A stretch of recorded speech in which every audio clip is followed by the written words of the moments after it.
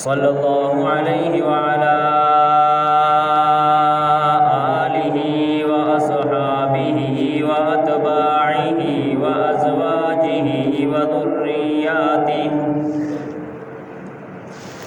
وأزواجہ وذریاتہ وبارک وسلم تسلیما کثیرا کثیرا.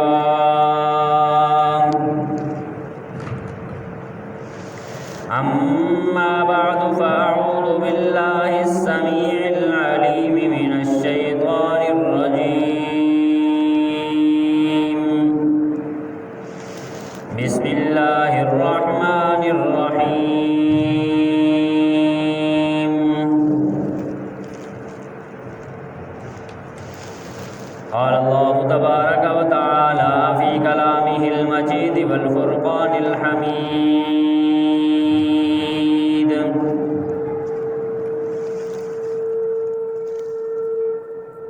شهر رمضان الذي أنزل فيه القرآن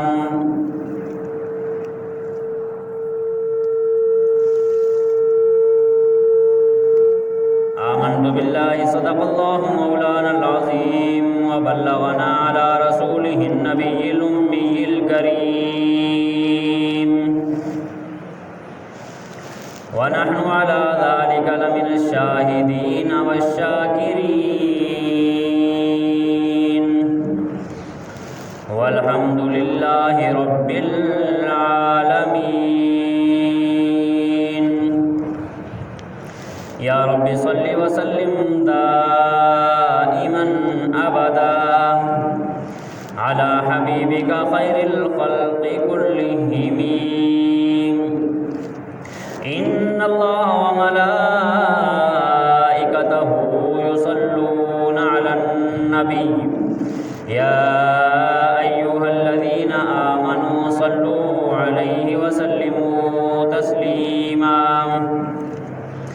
اللهم صل على محمد وعلى آل محمد كما صليت على إبراهيم وعلى آل إبراهيم إنك حميد مجيد. اللهم بارك على محمد وعلى آل محمد كما باركت على إبراهيم وعلى آل إبراهيم إنك حميد مجيد.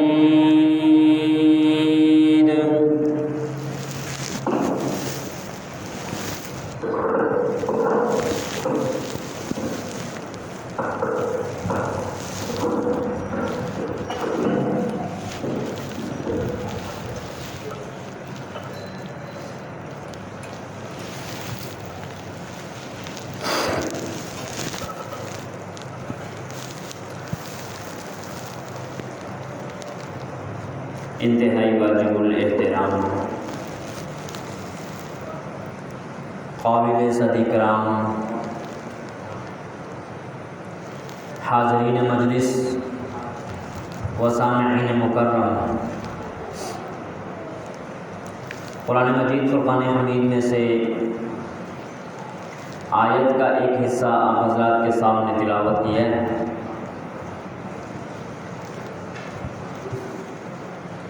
اللہ احکم الحاکمین،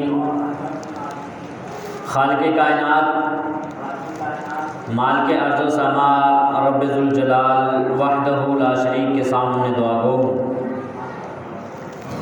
خلاق عالم، مجھے حق اور سچ بیان کرنے کی اور ہم سب کو سن کر سمجھ کر عمل کرنے کی توفیق عطا فرمائے.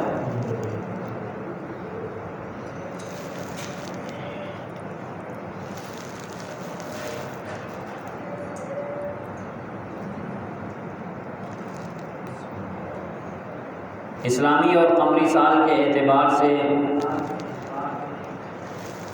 یہ شعبان المعظم کا مہینہ چل رہا ہے. اور اس کے آخری ایام ہیں. اس کے بعد آنے والا مہینہ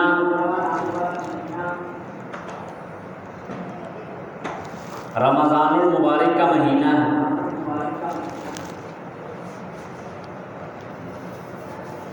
یہ رمضان المبارک کا مہینہ جیسا کہ ہم سبھی جانتے ہیں کہ یہ بہت ہی برکت والا مہینہ ہے، فضیلتوں والا مہینہ ہے، رفعتوں والا مہینہ ہے، بخشش کا مہینہ ہے، مغفرت کا مہینہ ہے، جنت میں داخلے کا مہینہ ہے، جہنم سے نجات کا مہینہ ہے، مساوات کا مہینہ ہے، اور اللہ کو راضی کرنے کا مہینہ ہے، عبادت کرنے کا مہینہ ہے، تلاوت کرنے کا مہینہ ہے. تو یہ مہینہ رمضان المبارک کا جو ہماری زندگیوں میں آ رہا ہے، اللہ کرے ہم سب کی زندگیوں میں یہ نصیب ہو. یہ بہت ہی برکتوں والا مہینہ ہے، اور آج ہر انسان خوش نظر آ رہا ہے کہ رمضان المبارک کا معزز مہمان ہمارے پاس آ رہا ہے. اس مہینے کا بھی ہم نے اسی طرح والہانہ استقبال کرنا ہے کہ جس طرح ایک بہت ہی معزز مہمان ہمارے گھر کے اندر آ رہا ہو، تو جس طرح ہم اس کا تہ دل سے استقبال کرتے ہیں، اسی طرح اس آنے والے معزز مہمان رمضان المبارک کا بھی ہم نے استقبال کرنا ہے. گھر کے اندر کوئی معزز مہمان آ رہا ہو تو اس کی تیاری کیا ہوتی ہے؟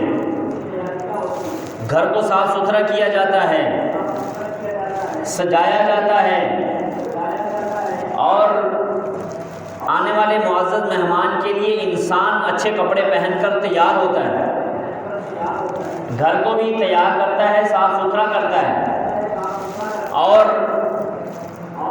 اچھے اچھے پکوان اور اچھے اچھے کھانے تیار کیے جاتے ہیں. اور جب وہ مہمان آتا ہے تو بڑی گرم جوشی کے ساتھ تہ دل سے اس کو گلے لگایا جاتا ہے، خوشی کا اظہار کیا جاتا ہے، اس کا ویلکم کیا جاتا ہے، اہلا و سہلا مرحبا مرحبا کے نعرے لگائے جاتے ہیں، اور بہت ہی زیادہ خوشی کا اظہار کیا جاتا ہے کہ بہت اعلیٰ معزز مہمان ہمارے گھر کے اندر آیا. انسان کی خوشی کی انتہا نہیں ہوتی. تو یہ معزز مہمان جو اللہ کا مہمان ہے. اب میں شروع ہی کے اندر عرض کر دوں کہ یہ رمضان المبارک کا مہینہ جسے ہم رمضان کہتے ہیں، یہ رمضان اس مہینے کو کیوں کہتے ہیں؟ اس کی وجہ تسمیہ عرض کر دوں کہ اس مہینے کو رمضان کیوں کہتے ہیں. قرآن نے بھی یہی لفظ استعمال کیا ہے. چنانچہ اللہ تعالیٰ ارشاد فرماتے ہیں شہر رمضان، رمضان کا مہینہ. شہر یہ عربی زبان کا لفظ ہے، اور اس کا معنی ہم سبھی جانتے ہیں. مہینہ شہر کا معنی کیا ہوتا ہے؟ ایک تو شہر ہماری زبان میں شہر، وہ شہر مراد نہیں ہے. یہ شہر عربی زبان کا لفظ ہے جس کا معنی ہوتا ہے مہینہ. تو قرآن نے بھی یہی لفظ استعمال کیا، شہر. مہینہ کون سا؟ رمضان، رمضان کا مہینہ. تو اس کو رمضان کیوں کہا جاتا ہے؟ تو اس لیے کہ رمضان کا معنی ہے حرارت، گرمی، روشنی، جلا دینا. یہ رمضان کے معنی آتے ہیں. حرارت، گرمی، روشنی، جلانا، یہ سارے رمضان کے معنی آتے ہیں. محققین نے لکھا ہے کہ سمی رمضان کو رمضان اسی لیے کہا جاتا ہے یرمز الذنوب ان یحرقها، رمضان کو رمضان اسی لیے کہا جاتا ہے کہ یہ انسان کے گناہوں کو جلا دیتا ہے۔ سمی رمضان لأنه يرمز الذنوب ان يحرقها، انسان کے گناہوں کو جلا دیتا ہے، اسی لیے اس کا ایک معنی جلانا ہے، ایک معنی اس کی روشنی ہے، یعنی جو انسان ظلمتوں میں، اندھیروں میں، گناہوں کی دلدل میں پھنسے ہوتے ہیں، یہ مبارک مہینہ جب آتا ہے تو انسان گناہوں سے نکل کر، ظلمت سے نکل کر، اندھیرے سے نکل کر روشنی کی طرف آ جاتا ہے۔ کون سی روشنی؟ ایمان کی روشنی، نیکیوں والی روشنی، عبادت والی روشنی، وہ ایمانی روشنی کے اندر انسان آ جاتا ہے، تو اس کا ایک معنی روشنی ہے، ایک اس کا معنی حرارت ہے، گرمی۔ رمضان گرم مہینہ، جیسے اس کی مثال میں سمجھانے کے لیے آسان انداز میں یہ دوں گا کہ جیسے کوئی انسان کسی کو ملنے کے لیے جاتا ہے اور وہ اس کا تہ دل سے استقبال کرتا ہے اور وفا کا، محبت کا اظہار کرتا ہے اور خوش ہوتا ہے، تو ہم اس کو کیا نام دیتے ہیں کہ فلاں بندہ مجھ سے بڑی گرم جوشی سے ملا، مجھے بڑی گرم جوشی سے ملا۔ تو یعنی گرم جوشی سے ملنا یہ علامت ہے اس بات کی کہ اس انسان کے اندر وفا ہے، محبت ہے، اور اس انسان کے دل کے اندر ہماری چاہت ہے، اسی لیے تو مجھے گرم جوشی سے مل رہا ہے۔ تاجروں سے پوچھئے، جس دن دہاڑی اچھی لگ جائے، منافع خوب آ جائے، کہتے ہیں آج بازار بڑا گرم تھا، آج بازار بڑا گرم تھا۔ اس کا مطلب یہ تو نہیں ہے کہ بازار کے اندر جو ہے نا وہ گرمی زیادہ تھی، آگ لگی ہوئی تھی، نہیں، اس کا مطلب یہ ہے کہ آج منافع اچھا ہوا، زیادہ منافع ہوا، اس لیے کہتے ہیں، اس کو تعبیر کیا جاتا ہے بازار گرم تھا۔ تو اس کا معنی گرم، اور پھر گرمیوں کا رمضان، سبحان اللہ۔ اور ایک معنی علماء نے یہ بھی لکھا ہے کہ رمضان کو رمضان اسی لیے کہا جاتا ہے کہ رمضت النسل، رمضت النسل، یہ کہتے ہیں کہ ایک تیر اور نیزہ، عرب کے اندر یہ مشہور تھا کہ وہ رمضان کے مہینے میں اپنے نیزوں کو تیز کیا کرتے تھے، دو پتھروں کے درمیان میں رگڑ کر، اور اپنے تیر کمان کو سیدھا کر لیا کرتے تھے، اور اپنے نیزوں کو اور تلواروں کو تیز کر لیا کرتے تھے،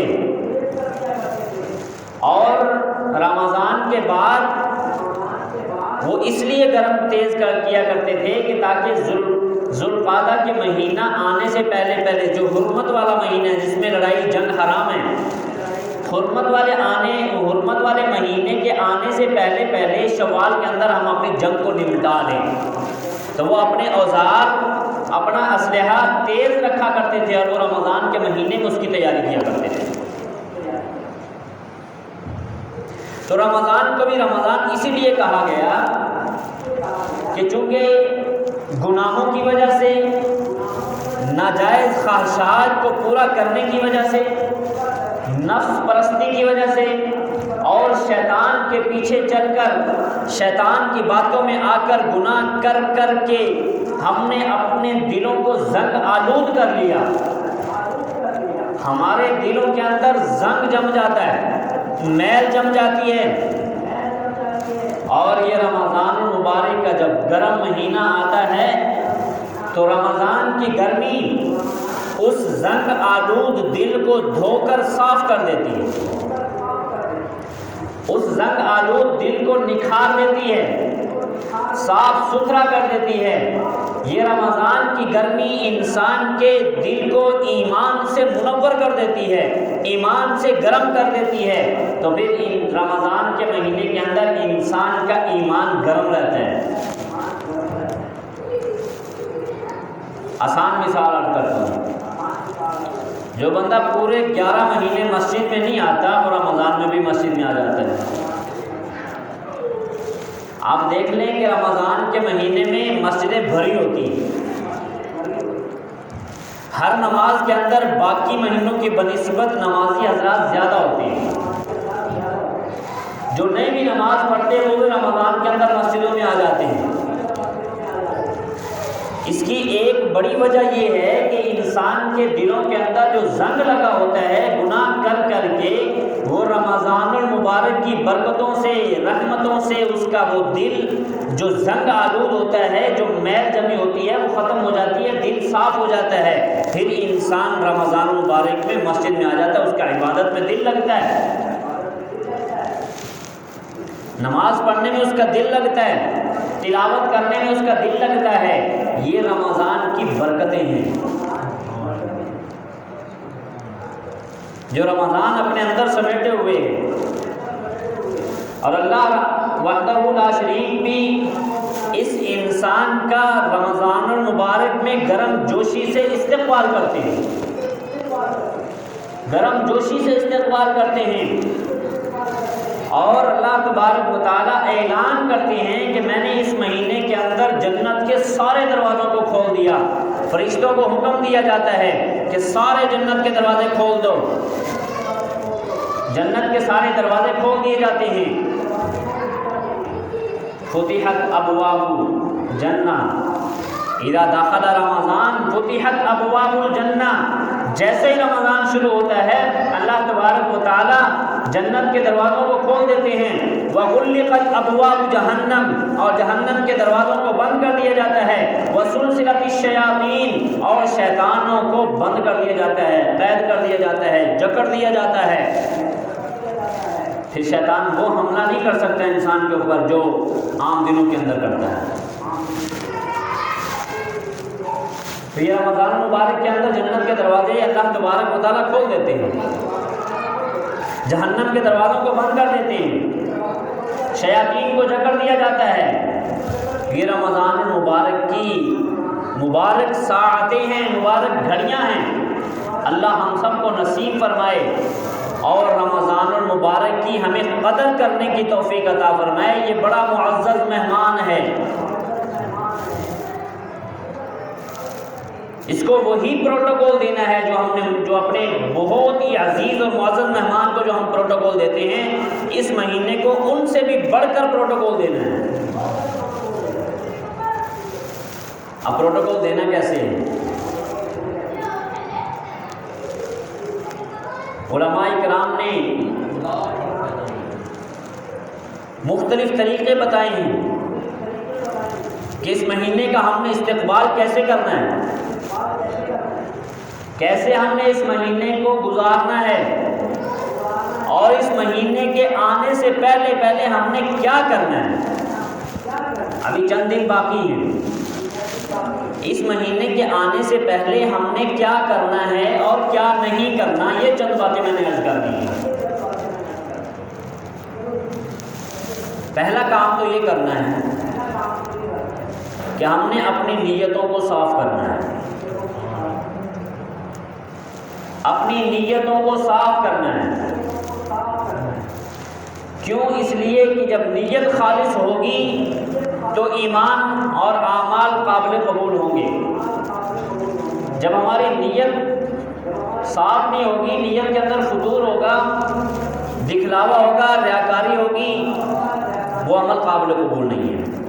قرآن کریم کے اندر اللہ تعالیٰ ارشاد فرماتے ہیں وَمَا أُمِرُوا إِلَّا لِيَعْبُدُوا اللَّهَ مُخْلِصِينَ لَهُ الدِّينَ۔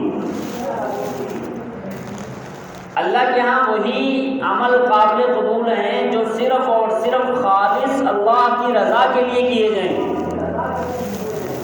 ذرہ برابر بھی ریاکاری دکھلاوا ہوگا تو وہ عمل مردود کر دیا جائے گا، دھتکار دیا جائے گا، وہ اللہ کے ہاں قابل قبول نہیں ہوگا۔ تو رمضان المبارک سے آنے سے پہلے ہم نے اپنی نیتوں کو ٹٹولنا ہے، نیتوں کو صاف کرنا ہے، نیتوں کو خالص کرنا ہے۔ تو یعنی اپنی نیت صاف کرنی ہے، پہلا کام یہ کرنا ہے۔ دوسرا کام یہ کرنا ہے کہ ہم نے اپنے دل کو صاف کرنا ہے، اپنے دل کو صاف کرنا ہے۔ دل کو کیسے صاف کرنا ہے؟ ایک لمبی بحث ہے، میں مختصراً عرض کر دیتا ہوں۔ ہمارے دلوں کے اندر جو سب سے بڑی بیماری ہے وہ بغض کی ہے۔ بغض ہمارے سینوں کے اندر، دلوں کے اندر بھرا ہوا ہے۔ بھائی کا بھائی سے بغض ہے، مسلمان بھائیوں سے بغض ہے، ہمسایوں سے بغض ہے، گھر کے اندر ایک دوسرے کے ساتھ بغض ہے۔ تو یعنی ہمارے جو دل ہیں وہ بغض سے بھرے ہوئے ہیں، اور قرآن کریم نے سختی سے منع کیا ہے کہ بغض سینے کے اندر نہیں ہونا چاہیے۔ تو رمضان المبارک کے آنے سے پہلے ہم نے دوسرا کام یہ کرنا ہے کہ ہم نے اپنے دلوں کو صاف کرنا ہے، بغض سے اپنے دلوں کو صاف کرنا ہے، حسد سے۔ حسد بھی ہمارے ہاں ایک بہت بڑی بیماری ہے۔ حسد سے اپنے دل کو پاک اور صاف کرنا ہے، بغض سے اپنے دل کو پاک اور صاف کرنا ہے۔ رمضان کا مزہ تو تبھی آئے گا نا کہ جب ہمارے دل صاف ہوں گے۔ جیسے میں نے عرض کیا کہ رمضان کو تو رمضان کہتے ہی اس لیے سمی رمضان لأنہ یرمز الذنوب ان یحرقها۔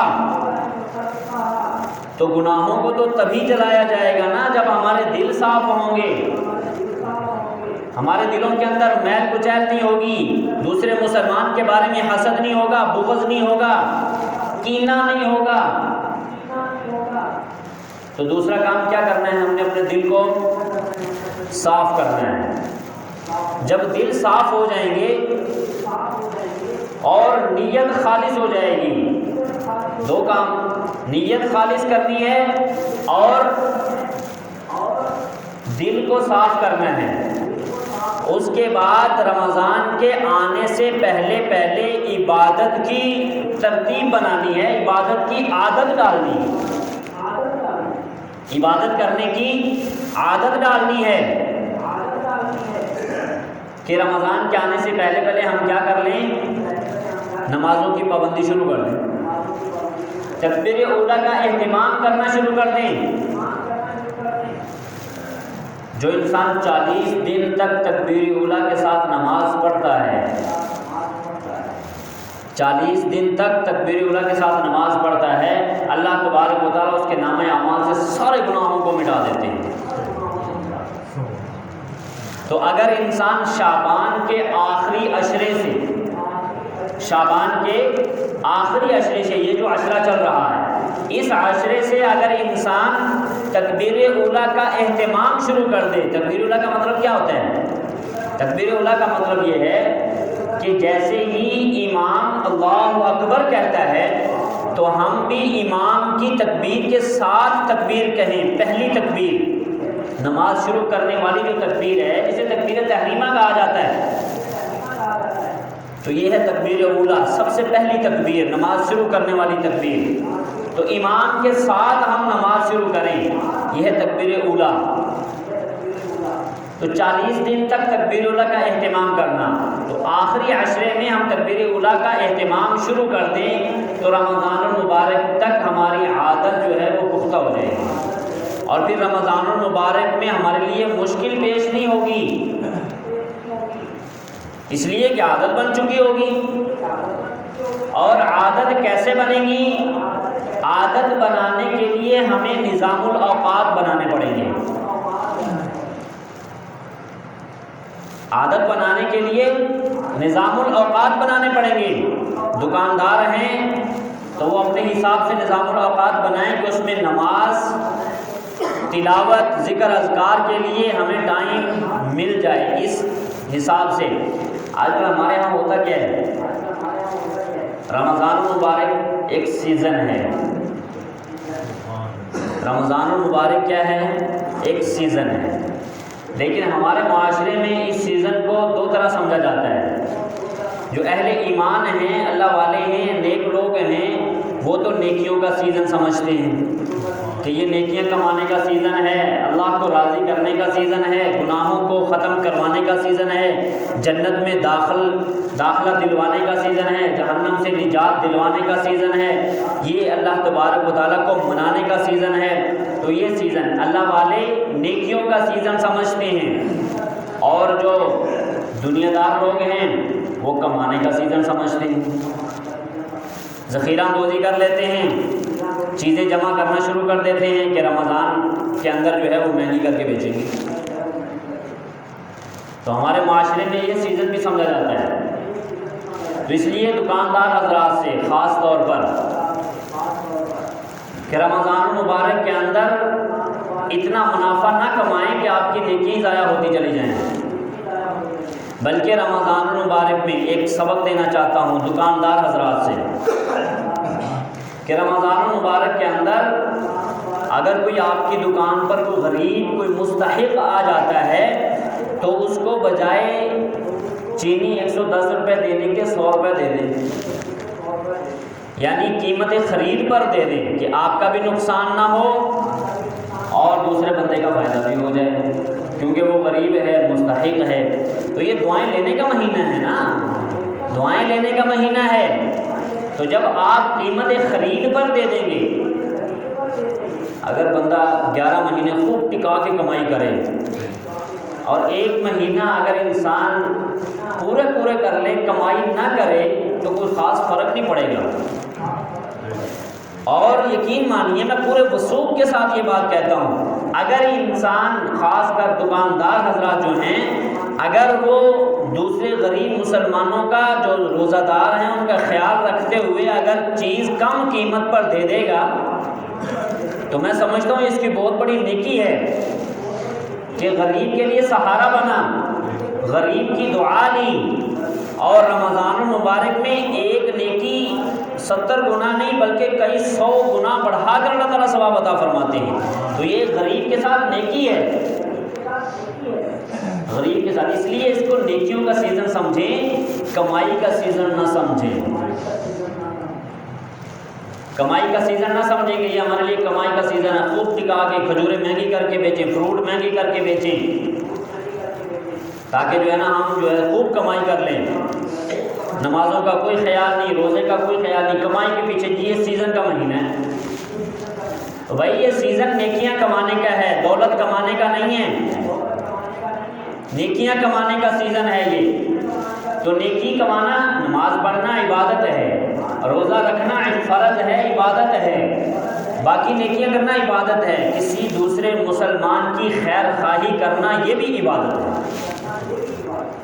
غریب کا خیال رکھنا، غریب کے ساتھ احسان کرنا یہ بھی عبادت ہے. تو دکاندار حضرات بھی اس مہینے کے اندر نیکیاں کما سکتے ہیں.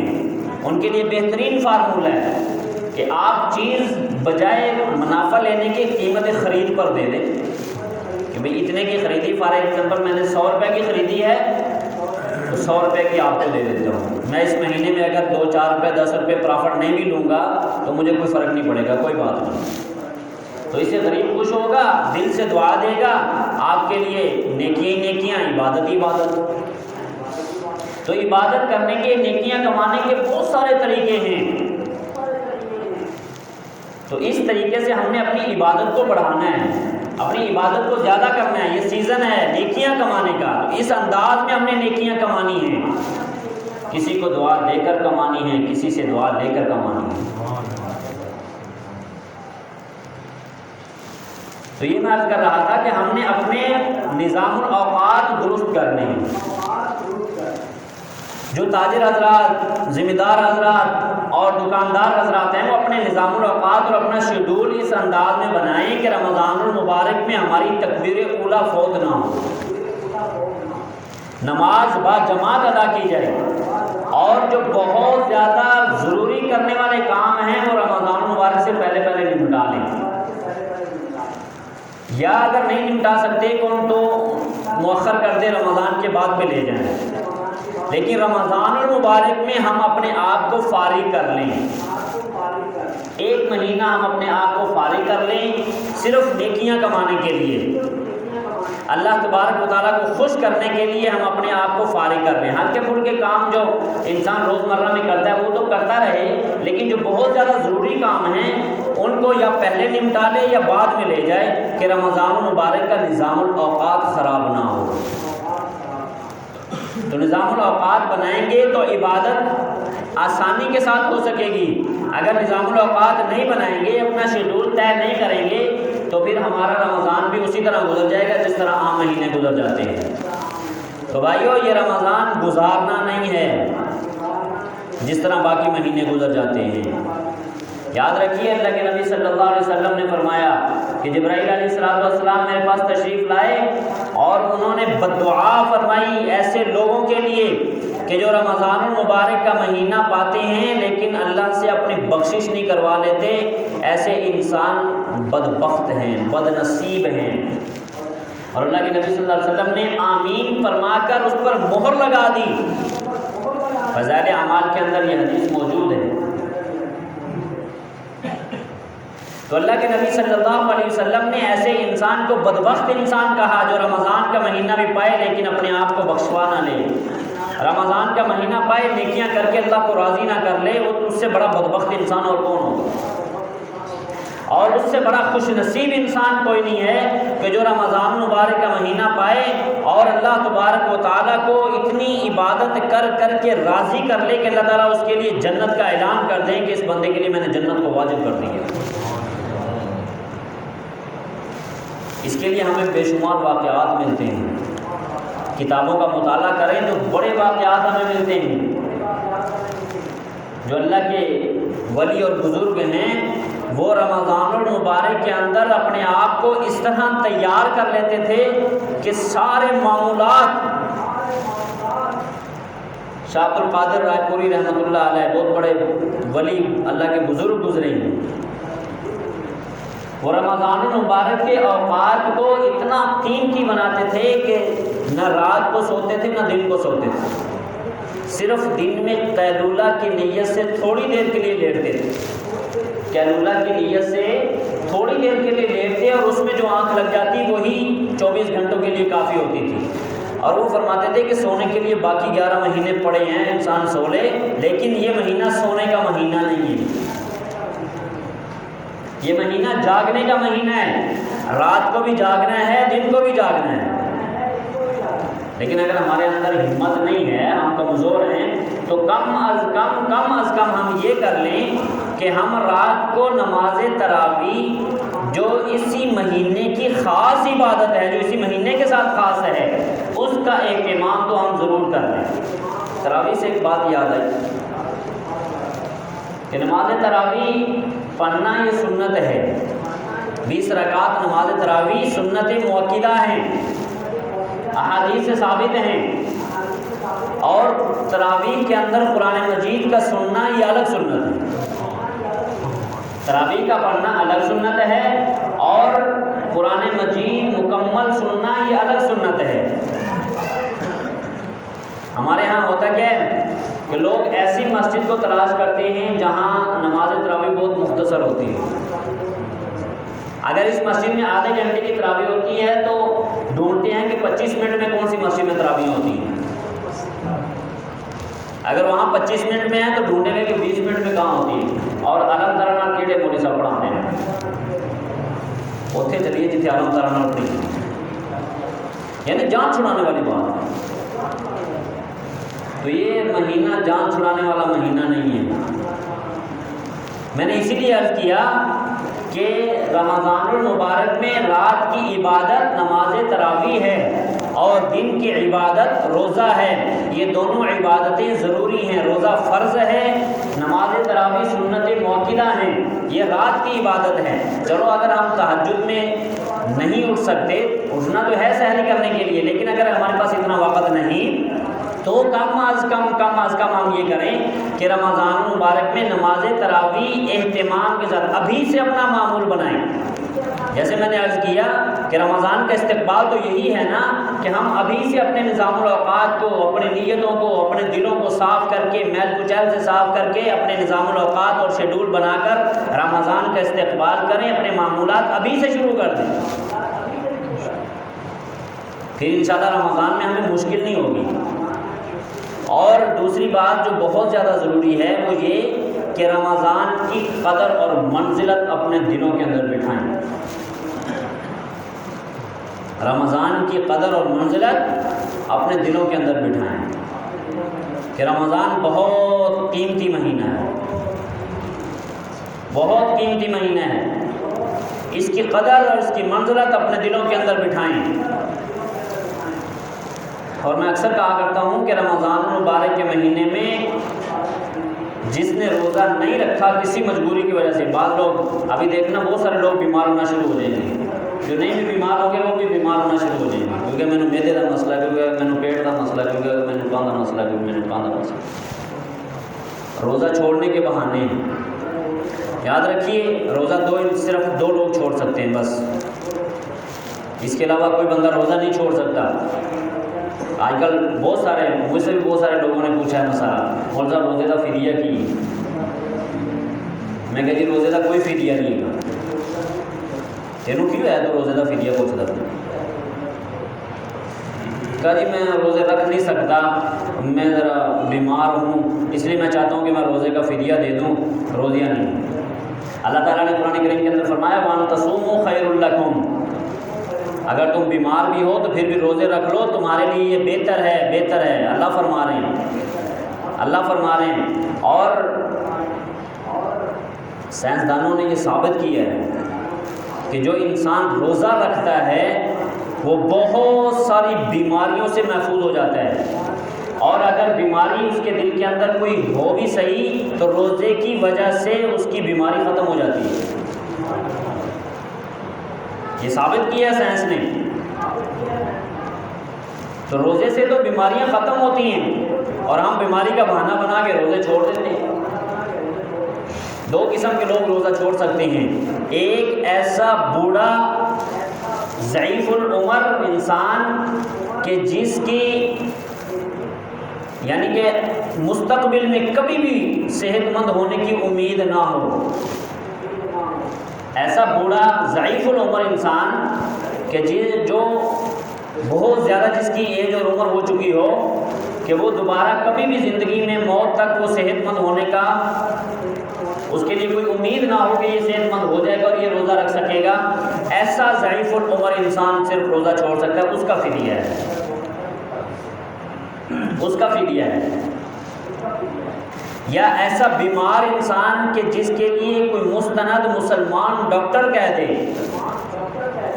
کہ اس کی بیماری لا علاج بیماری ہے اور جو ہے وہ یہ کبھی صحت مند نہیں ہو سکتا، روزہ اس کے لیے رکھنا درست نہیں ہے، وہ انسان روزہ چھوڑ سکتا۔ اور وہ بیماری ایسی ہو کہ جو یعنی کہ جس کی ٹھیک ہونے کی امید نہ ہو، اگر ٹھیک ہو جائے، یہ بھی ذہن میں رکھ لیں، علماء نے لکھا ہے اگر ٹھیک ہو جائے تو اس کے لیے روزوں کی قضا کرنا ضروری ہے، اس کے علاوہ کسی کے لیے روزہ چھوڑنا ثابت ہے ہی، کسی صورت کے اندر بھی انسان روزہ نہیں چھوڑ سکتا۔ اس لیے چھوٹے موٹے بہانے، چھوٹے موٹے ہیلے بہانوں سے روزہ چھوڑ دینا اس کی شریعت میں کوئی گنجائش نہیں ہے۔ اللہ تعالیٰ تو کہتے ہیں وَأَن تَصُومُوا خَيْرٌ لَكُمْ، روزے رکھ لو، روزے رکھ لو، یہ تمہارے لیے بہتر ہیں۔ تو جس کو اللہ بہتر کہہ رہے ہیں اس کو ہم چھوٹے چھوٹے بہانوں سے چھوڑ دیں تو یہ تو ہماری سب سے بڑی کمبختی ہے۔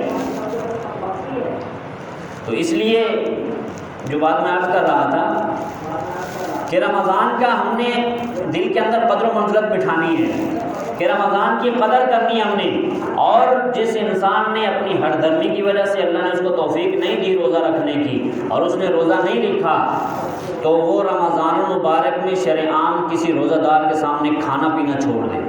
یہ ہمارے معاشرے میں بہت زیادہ ہے،